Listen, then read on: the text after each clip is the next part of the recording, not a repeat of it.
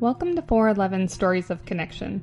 These are the goosebump stories that let us know our loved ones across the veil are still right here. We know how important these stories are because after we lost our daughter to cancer in 2018, we just needed to know that she still existed. We hope that these stories find you when you needed to hear them the most. Thanks for being here. Before I share the story of connection, I've got to introduce anybody new to the page to a man named Michael.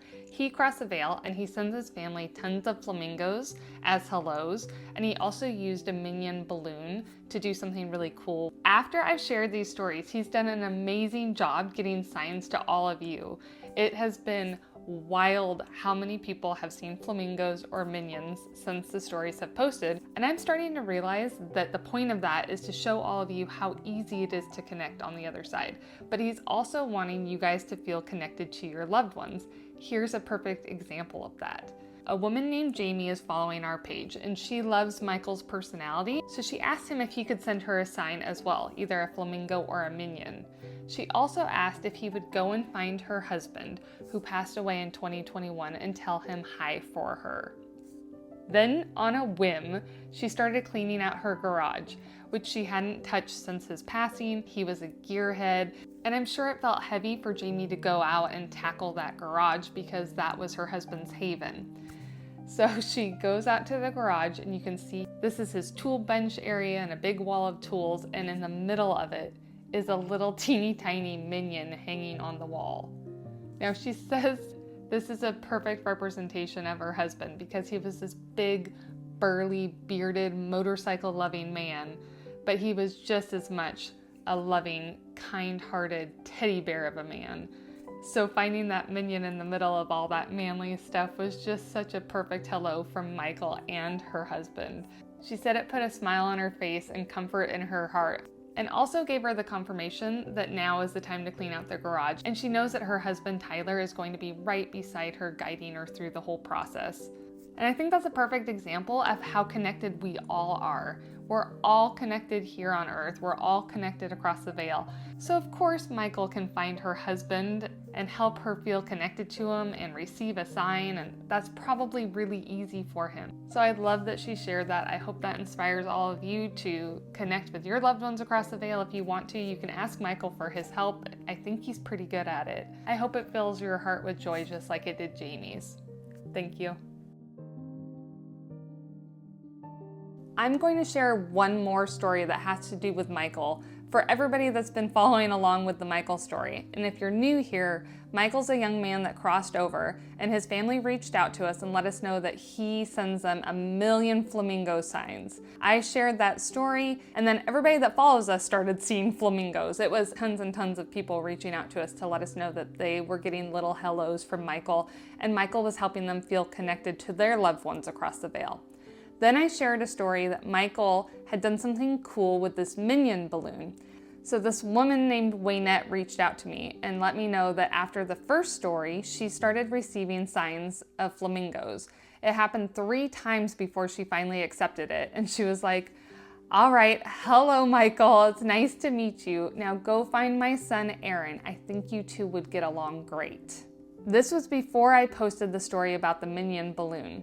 So now fast forward to that story gets posted, and she knew that Michael had found her son and that the two of them were wanting her to receive a message because minions were a huge thing to her son when he was here. In fact, when he was 10 years old, he gave his mom this little minion figurine that he got out of a gumball machine, and he told her that he wanted her to keep it in her car to remind her how much he loves her. She still has it to this day. She told me that she knows Aaron led her to our page because before that she thought she was going crazy thinking that her son across the veil was trying to communicate with her, but he was doing so much. He was showing up in dreams and using dragonflies and feathers, even bird poop. He was going above and beyond to let her know that he was still with her. But she was having a really hard time trusting that until she found the page and she understands the whole connection that they have now. And her exact words were, "I don't question it anymore. I just enjoy having him around again." And that's why we're posting these stories of connection. So I know that your loved ones are doing their best to get you guys all to these stories, and you can understand how it all works and that they're still right here, right next to you at all times. And they want us to know that. So like I always say, if you feel like you were guided to this page and you don't know how you got here, trust that it was your loved one nudging you along to find these stories because they wanted you to know that they're still here with you. And I love that. So thank you, Waynette, for reaching out and letting us know about your beautiful story of connection with Aaron and Michael, who does an amazing job helping people understand this connection is so easy. So again, keep your eyes open for flamingos or minions and make sure and tell Michael hello. After our 10-year-old daughter Kenadie passed away, one of the saddest things for me to think about was how she wasn't going to be around to protect her little sister Mila anymore. Mila was only 5 when Kenadie passed away, and they were best friends, and Kenadie was like a second mommy to her, and the thought of her not being around while Mila grew up was just like unbearable. And about a year after Kenadie had passed away, I reached out to a medium. Mila was at school and we were talking over the phone, and the medium was giving me lots of proof and evidence that she really was connected with Kenadie, and I felt confident with that. But she kept bringing up Kenadie's ear. She's like, Kenadie's pointing at her ear. She keeps talking about her ear, or at least bringing up the ear, but the medium couldn't figure out why she was pointing at her ear. And she asked me, is there some significance to that with Kenadie and during her passing or anything like that? I said, no, her tumor didn't cause her to have hearing loss. There was nothing that I could connect to the ear thing. So anyways, but she kept bringing that up during the reading. And then at the end of the reading, I told Shane, my husband, all about it.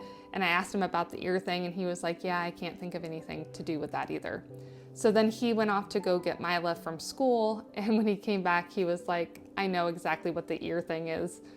What happened was when Shane went to pick Mila up, the teacher would normally just smile, wave at the parents, and then the kid would walk off to the parent. Well, this time the teacher walked Mila all the way over to Shane to let Shane know that Mila was coming down with an ear infection that she started complaining about an hour earlier. In that moment, we knew without a doubt that Kenadie is still watching over her little sister. She's still being just as overprotective as she always was, and she'll always be there for Mila. We love that story, and I hope that you love it too, and that it gives you some hope that your loved ones are watching over you and being just as overprotective as they always have been. Thank you for listening. If you love these stories of connection and you have one of your own, please consider submitting it. We are honored to share them. You can check out more details in the caption. Thank you. This super fun story of connection unfolded this week, and Linda gave me permission to share it with you guys.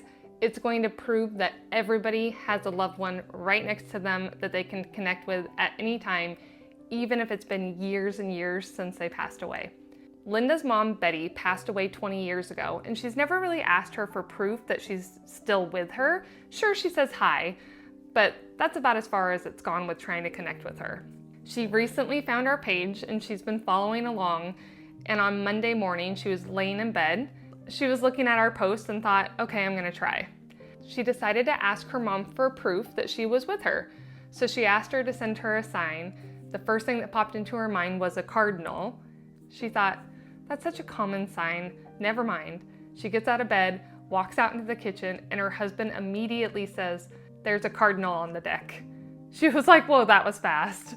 So she sends me that. I'm like, oh, that's such a beautiful story. Can we please share it? She said, give me a minute. Like, this is all new to me. She wasn't sure if she wanted to share it, which I totally respect. The next morning, she's like, I want even more confirmation from my mom. So she thought of another sign, and the thing that popped into her mind was like old-time country songs. Something like Roger Miller, Freddie Fender, or Charlie Rich. But then she was like, how am I going to get that sign without turning on an oldies station? She thought, oh well, she was just gonna go for it. She goes out to the kitchen, she's making her breakfast, and she's watching the late night show that she had recorded the night before. When he brings his last guest on, they play a song in the background, and it's Roger Miller's King of the Road. She sent me a message, she's like, this just happened. She was totally blown away. And then she said, I bet my mom's so excited to finally be connecting with me after all of these years. I think that is so cool and such a great reminder to all of us. They're right here patiently waiting to connect with us if we choose to. And all you have to do is ask and then stay open to the nudges. Thanks, Linda, for deciding to let us share and even sending us those beautiful photos of your mom. And I'm glad that you're opening up to this connected way of living because I think you're going to have a lot of fun with it. Thank you. Sandy and her mom had talked about whether or not they even believed in life after death, and they both weren't sure what their beliefs were. Then Sandy's mom got ill with cancer and very quickly ended up in hospice care at the hospital. Before they gave her medicine that was going to make her unable to communicate, Sandy was looking at her mom and she was looking in her eyes and holding her hands, and she said, "Mom, you've got to find me." She said, "Please find a way to let me know that you're okay." She was desperate. She really wanted to believe that her mom was still going to be around her after she passed. And her mom said, "Sandy, how?" She said she was nervous and confused, and she just blurted out, "Purple. Purple's my favorite color. Use the color purple." And her mom said, "Okay, I'll do my best." A week later, her mom passed away. And then a week after that, Sandy and her dad were in the car, and Sandy pulled over at a gas station, and the gas attendant came up to the window. She placed her order with him, rolled up the window, and was waiting for him to fill her car up when he came back to the window and he said, "Miss, can I please give you a gift?" She said she wanted to be nice. She was like, "Okay."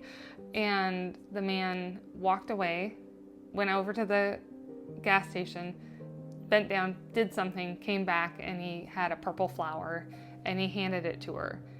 That was special enough, but then he said, "Miss, do you think that that color is purple?" He goes, "Some people think it's lavender and some people think it's purple, and I think it's purple. Do you?" And she looked at her dad and she goes, "Oh my God, it's Mom." She knew in her heart at that moment, and both she and her dad were almost in disbelief, but at the same time they knew without a doubt that that was her mom saying, "Hello, I'm still with you and I'm okay." A week later, Sandy went back to that gas station. She found the gas attendant. She told him the story. She asked him, "Why did you give me the flower?" He said, "Sometimes I just give people flowers, and it seemed like you needed a gift." She said, "Did you know that you were connecting with my mom and that you were giving me a message from her?" And he said, "Miss, I think God works miracles." And I think that's a beautiful way to end the story. Thank you, Sandy, for sharing it. If you have a story of connection that you'd like to share on our page, check out the caption for more details.